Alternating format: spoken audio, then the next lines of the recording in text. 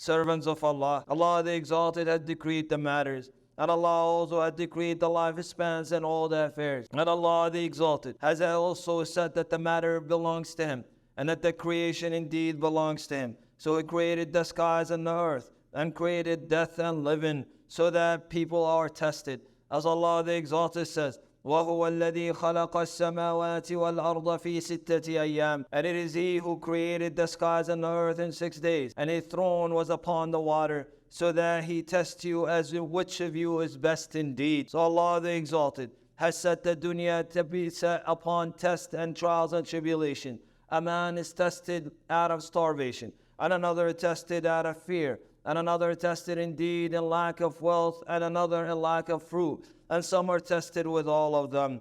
And the trials and tribulation do not know a place, neither do they know a time, nor do they know an age or a gender. As Allah the Exalted says, and we will test you with evil and good as a trial, and to us you will return. Believing in the decrees of Allah, good or bad, whatever happens to you has been decreed by Allah, is a pillar of the pillars of Iman. And the believer is firm at the times of calamities and affliction. The trials and tribulation do not shake him, and the tests from Allah subhanahu wa ta'ala do not change him. If the changes happen, they happen to better. He returns to Allah and seeks His support. He believes in what Allah has set upon him, and he turns his affairs all to Allah the Exalted. He remains firm, seeking the support from Allah, as Allah the Exalted makes it our dua in every rak'ah. إِيَّاكَ نَعْبُدُ وَإِيَّاكَ نَسْتَعِينُ. He returns to Allah subhanahu wa ta'ala, and he fixes his affairs with Allah the Exalted, relies upon Allah, and places his trust in Allah subhanahu wa ta'ala. And he knows that support comes from Allah Azza wa Jal. That comes through committing sins and screaming and wailing. And servants of Allah, trials and tribulations is a test of Allah upon the prophets and the messengers. They were the greatest to be tested. And no one will ever be tested like the likeness of the prophets and the messengers. He sallallahu alayhi wasallam was asked, which of mankind were tested severely, or will be tested the most? He sallallahu alayhi wasallam said, the prophet, then the righteous ones, then the like of them and the like of them from mankind. A man will be tested based upon his deen, how close he is to Allah, how high his iman. If in his religion there is firmness and he's strong in his deen, Allah will increase the test upon him. And if it is in his deen lightness and softness, he's not as strong, Allah Azza wa Jal will soften the test, and Allah will lighten up the trial. And the believer is tested so that his reward is complete, his sins are removed, and his shortcomings are expiated. His rank is elevated in Jennah, as sallallahu alayhi wasallam said. And the believer will, and the test will continue to descend upon the servant till he walks upon earth with no sins in his records.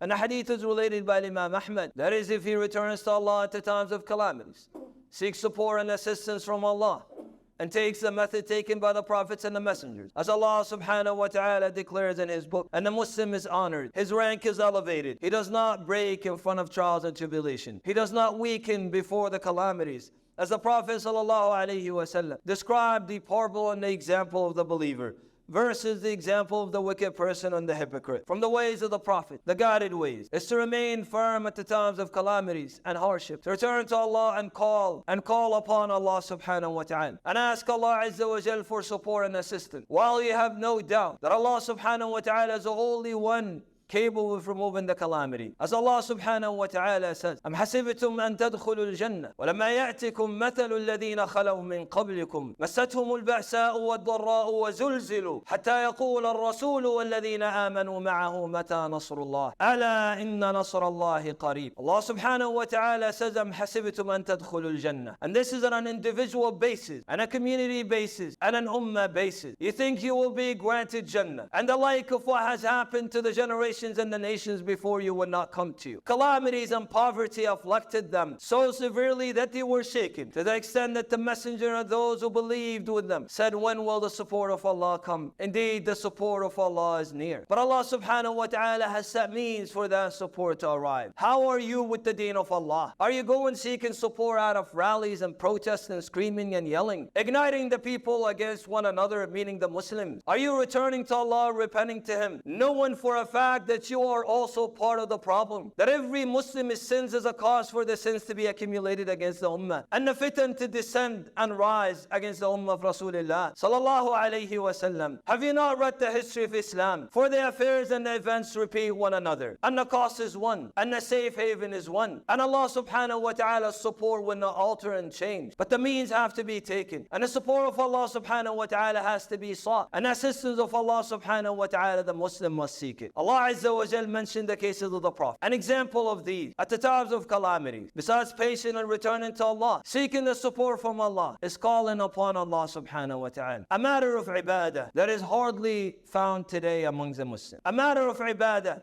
that is almost absent. An act of worship that people today try to take Muslims away from it. Instead of calling upon Allah, calling upon the grave. You have an ignorant man standing up and saying, calling upon the grave, or going to the grave, or calling upon the dead to call to you upon Allah, is not an act of shirk. We have graves in the Muslim lands, over 6,000 in one country, 7 in another land, being called upon besides Allah at the times of prosperity and at the times of calamity. The support of Allah comes with tawheed, implementing the matter of la ilaha illallah, making sure that nothing has scratched that matter and that statement of tawheed. Today, the shirk committed by the Muslims is graver than the shirk committed by the disbelievers of Quraysh, and the disbelievers of Nuh, and the disbelievers of Hud, and the disbeliever of Salih. Allah subhanahu wa ta'ala describes their case. When a calamity befalls upon them, they turn to Allah. They abandon everything that they worship besides Allah. Allah subhanahu wa ta'ala declares that when you ask Him, وَلَئِنْ سَأَلْتَهُمْ مَنْ خَلَقَ السَّمَاوَاتِ وَالْأَرْضَ لَيَقُولُنَّ اللَّهُ. And if you ask Him who created the skies and the earth, they will say Allah. And if you ask Him who provides you, they will say Allah. And if you ask Him who brings alternation to the night and the day, they will say Allah. Today, many of those who claim to be Muslim, they say Ali takes care of the affairs of the universe. Al-Hassan is one corner, Al-Hussein is another. Al-Badawi is another side, and Zainab in another. Some of them even say that the righteous people gather at the cave of Hira. They gather at the cave of Hira in the month of Rajab every year, and they write down the affairs of the people. This person will live, this will die. This person will be granted children, and this one not. This person will be provided authority, and this will be taken away. Shirk that the people of Quraysh have never committed. And those are the ones that say La ilaha illallah.